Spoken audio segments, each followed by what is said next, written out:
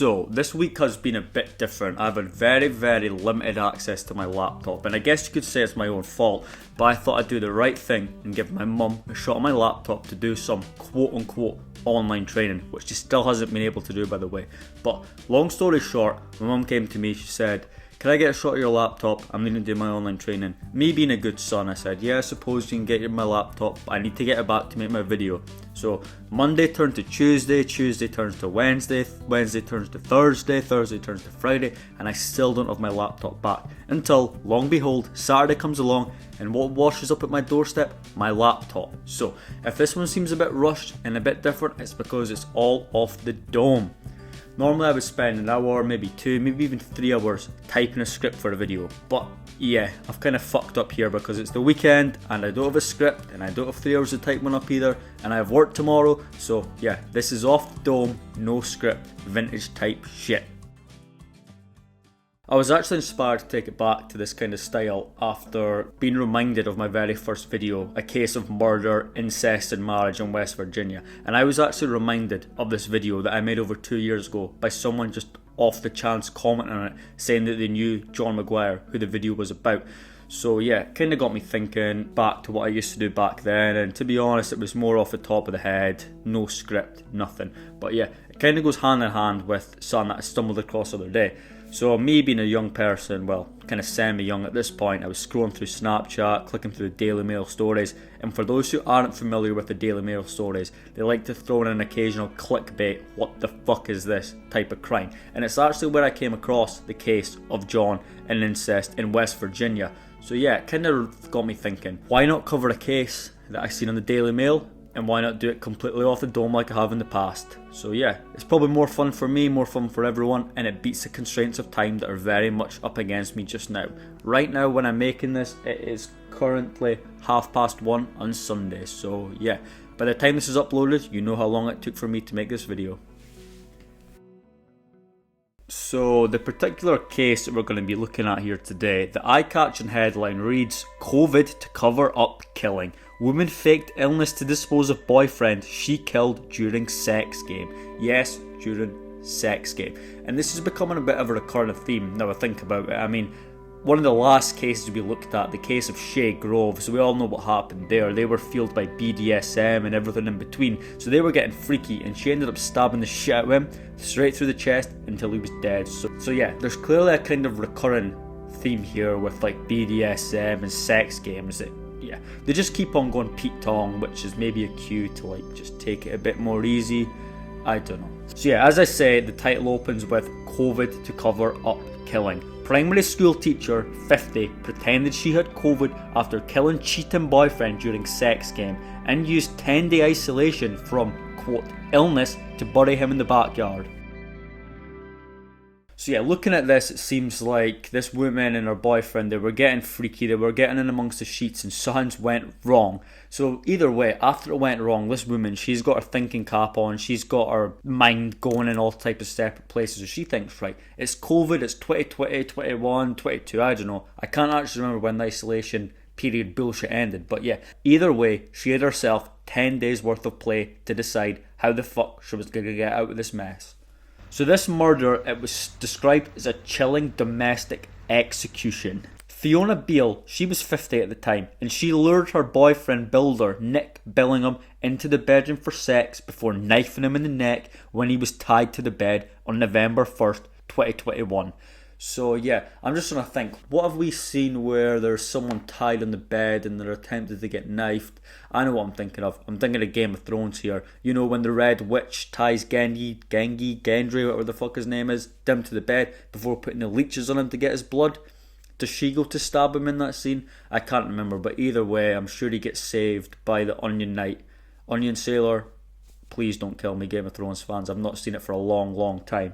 But yeah, I'm sure you get the gist of the scene I'm talking about here. So yeah, ultimately, what's happened here is her boyfriend, Nick, he was out cheating on her, doing all types of bullshit. So she thought, no, fuck this. I'm not having this. I'm getting it back in blood. The only thing I can do here is kill you. I don't want to break up with you. I don't want to slap you. I don't want to punch you. I don't want to go after your ex. I'm going the full hog. I'm killing you. So yeah, she's clearly seen COVID as an opportunity. I mean, it can kind of see why. Like COVID, the world was a completely different place. You could genuinely go off the grid, completely off the radar for 10 days, which I don't think you'll ever be able to do now.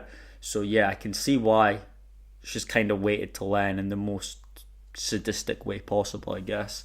After disposing of her boyfriend, she would spend months using her partner's phone, messaging his friends and his relatives, pretending that he was still alive and he had moved in with another woman.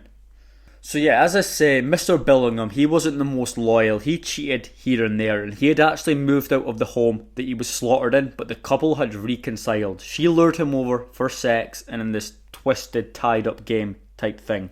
So yeah, ultimately what happened was this guy came round for a good time, see his missus, ex-missus, girlfriend. I don't know what the fuck was going on, but either way, they clearly weren't in a good place. So he's got no suspicion here. He's not thinking, my missus is going to stab me in the neck. He thinks, I'm just going around here for a good time to have sex. And that's absolutely fine. You wouldn't be suspecting your girlfriend of just stabbing the fuck out of you when you were tied up. I mean, for them, this BDSM, tying up, knife play type stuff, it was potentially the norm. So getting tied up was normal for him, potentially.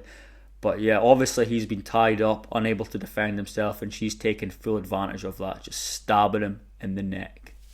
So after this, on the 1st of November, she manufactured a positive COVID test result, which was pretty easy to do back then, to be honest. I mean, I can't remember off the top of my head, but I'm sure someone told me that if you were to dip a COVID test in orange juice, it would actually come back positive. So you can imagine the scenes back in the day. People are dipping their COVID test in the Tropicana and getting 10 days off work, no problem. But yeah, she done this to get 10 days worth of free play, free time, with no questions asked. So after murdering him in their bedroom late on the 1st of November, the cleanup job started at around 1 a.m. on the 2nd of November. No time was wasted here. She actually used her dead partner's Amazon account and her own, buying multiple cleaning products, including Venetian blinds, a new mop, even a bucket, ultra heavy duty bin bags, a new mattress, bedding, clothing, wall art and mirrors. She was not fucking about here. I don't know what the fuck went on, but it must have been a bloodbath, unless she was just thinking, right, I'm buying bleach, I'm buying a mop, I'm buying a bucket. Why not throw in some mirrors, a new wardrobe, some new Venetian blinds, some new clothing, some new wall art, some new mattresses? Like, that is not a cheap purchase. You're talking like hundreds of pounds. But yeah, so later in that same day, she changes a Tesco order itself, already containing multiple cleaning products, to add 3 rolls of duct tape. And this 3 rolls of duct tape, I guess you could say it was to mummify him. So Mr. Billingham, after this, he was then wrapped up with tape, with cables, with all sorts of stuff. Hose pipes, plastic bags. There was no dignity here at all. He was just wrapped up like a mummy, I guess you could say. Then after this, he was then buried in their backyard and just left to rot and mummified, tied up amongst all this shite.